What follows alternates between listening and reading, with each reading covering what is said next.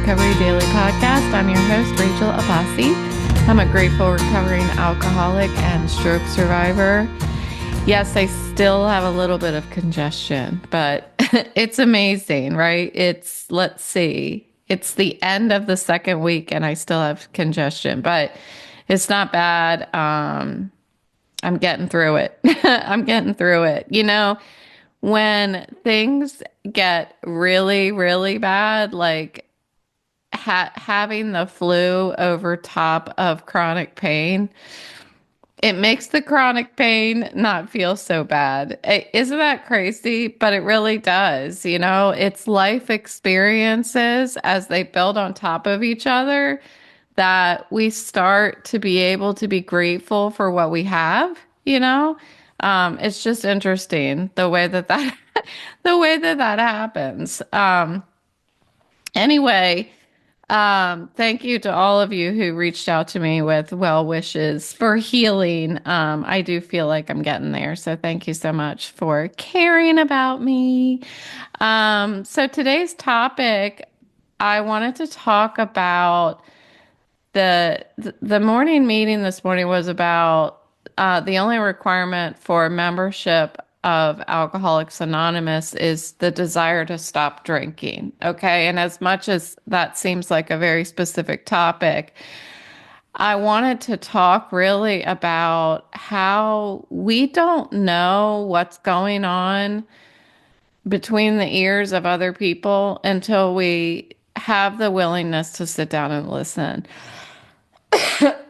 Excuse me. Pardon me. And that goes with not just Alcoholics Anonymous, but it goes for me in stroke and vestibular recovery as well. When I reflect early on sobriety for me, I started going to meetings and I did have an intention to, or a desire to stop drinking. Desire seems like a very strong word for what I was feeling. I was interested in what it would be like to stop drinking. That was for me how I would explain my desire. Desire seems like deep and passionate, and that's not what I was feeling about not drinking. And when I was going to meetings early on, I would go to these noon meetings where most of the people were retired.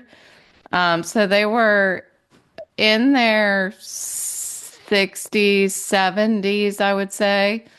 And then the other people that were there were people who were not employed. So there was a lot of people that I just couldn't relate to.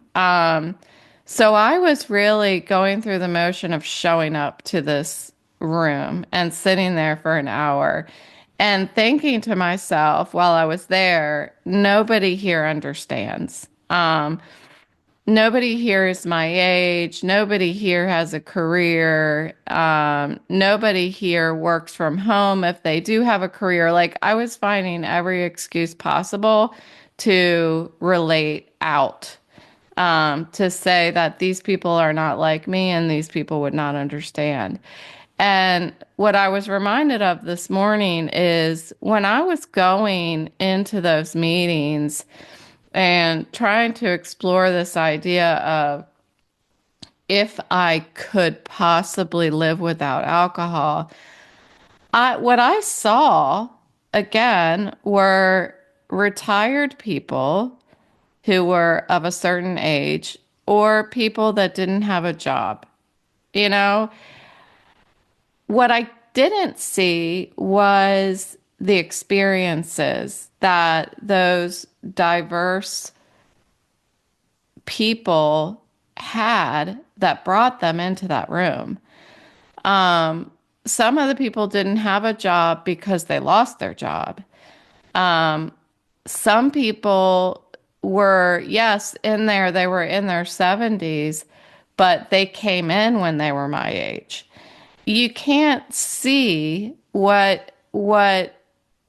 you can't see the fears, the suicide attempts, the jail time, the DUIs, the lies and deceit, the bad hygiene. You can't see those things that people suffered from before they put down the drink. And you don't get to see when you're sitting there, how many times did they try to do this? How many times did they try to show up here and they were still drinking? Like, we don't see the suffering that each person experienced in order to get into those rooms.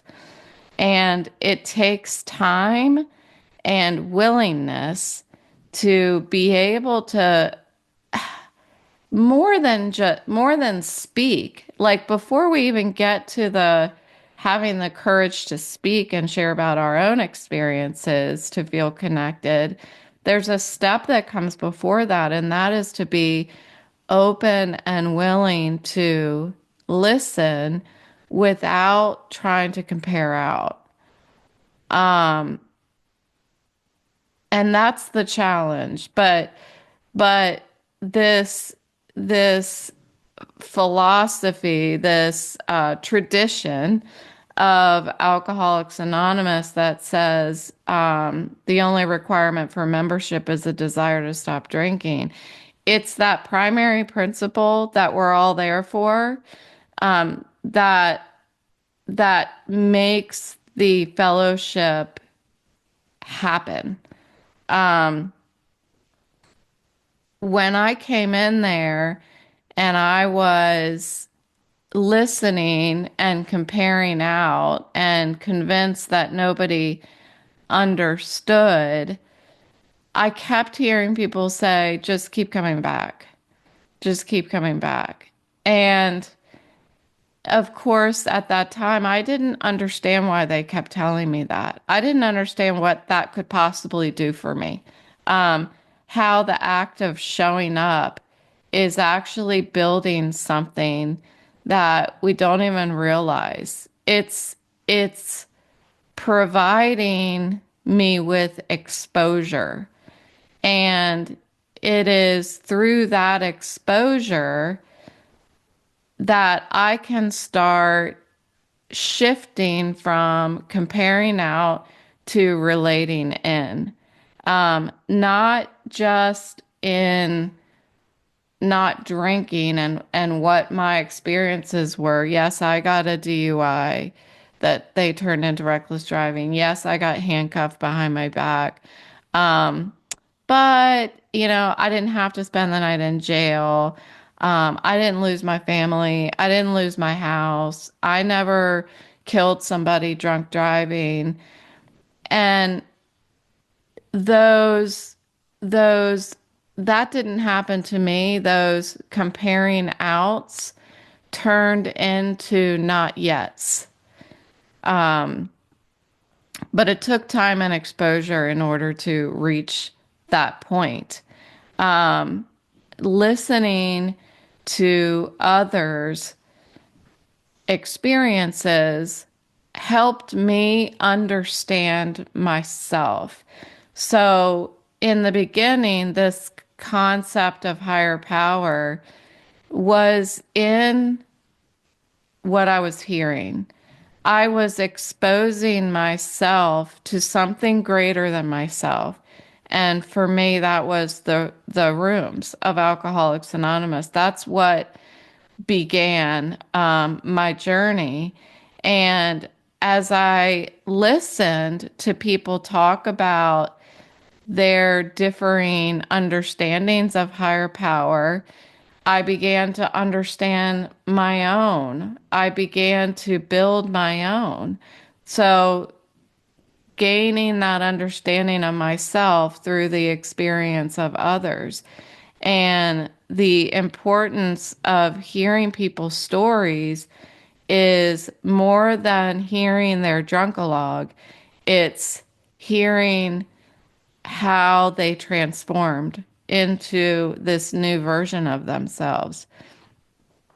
And all I had to do was have that interest in figuring out how I might be able to live sober. And as the book translates it, a desire to stop drinking. I had a desire. It was deep and passionate. I had a desire to improve my life, but I didn't want the answer to have to be putting down the drink. This morning when I was talking about my my feelings about this topic, about continuing to keep coming back to meetings even when I felt like I was comparing out, like keep coming back, keep showing up. Don't lose that desire. That's really that's really how that translates. That keep coming back is don't lose that desire to improve your life. Don't lose the desire to transform yourself into something better. And by no matter how weak that desire might be, it got me in the car. But it got me in the car to go to a meeting. But a lot of the times I got in the car and went to a meeting without the desire, without my wanter, right? I always say turning off my wanter because sometimes I would have to move my body in order for the desire to come back. Move my body in order to have the desire to move it. So what I was sharing about this morning was just moving my body, picking up my keys, walking out the door to go to a meeting. That was me choosing happiness, choosing the path towards happiness and healing.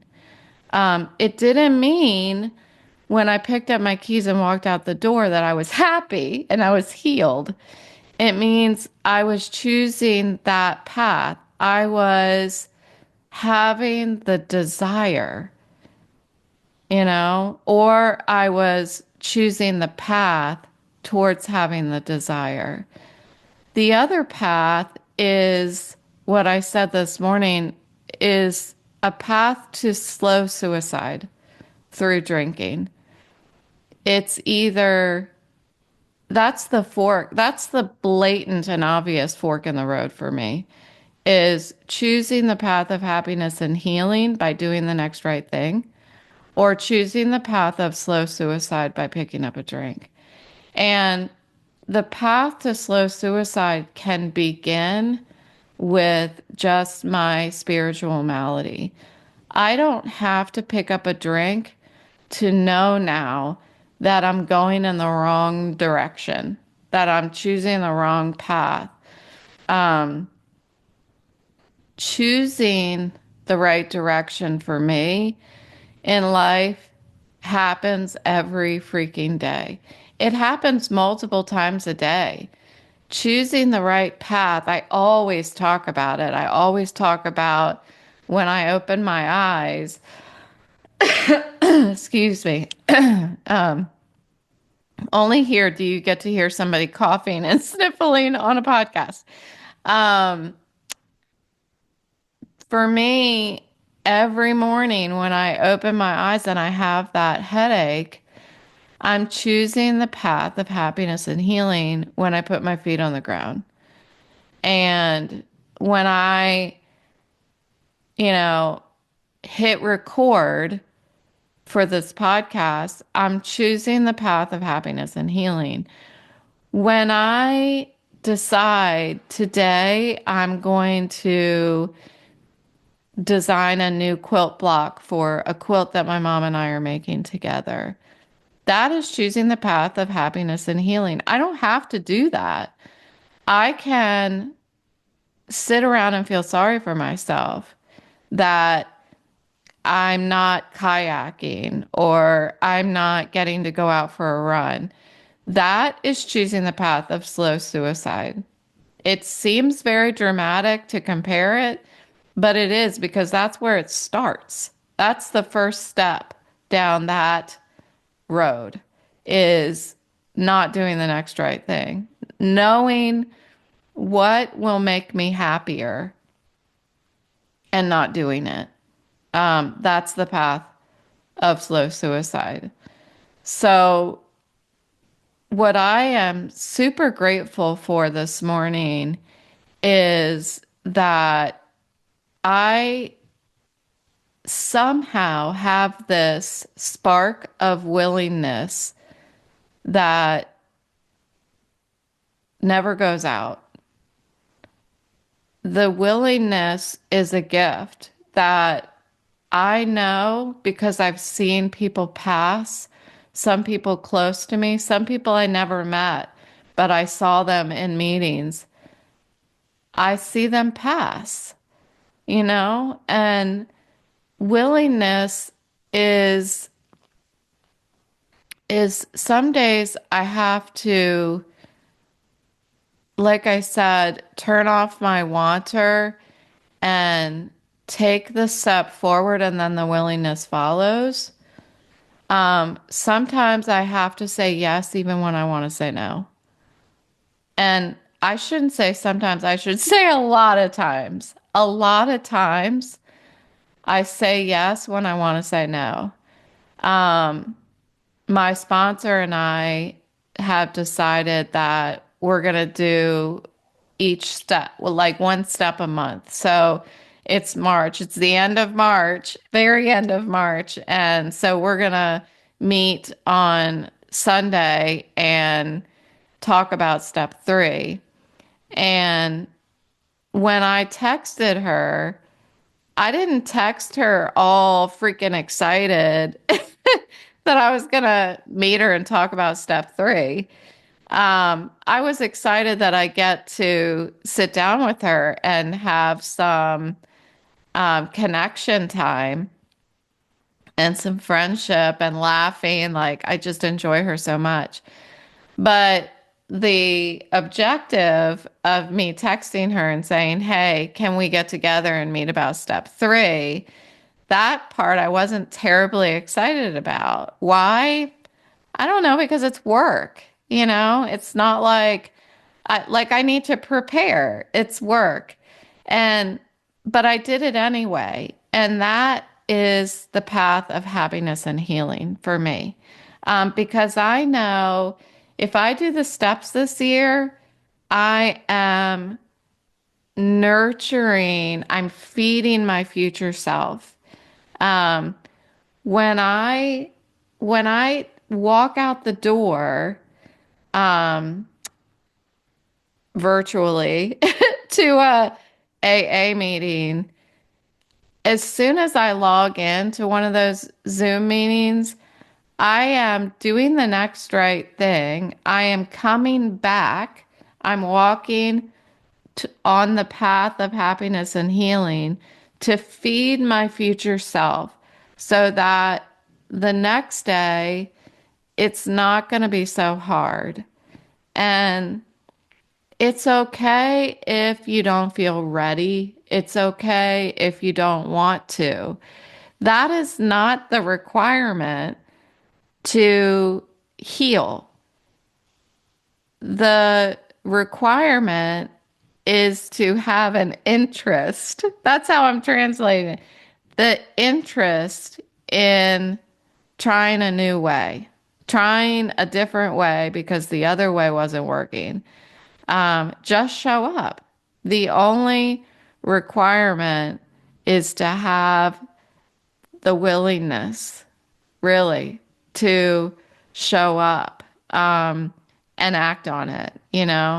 Heck, you don't even have to have the willingness. You don't even have to want to. You just have to show up, you know?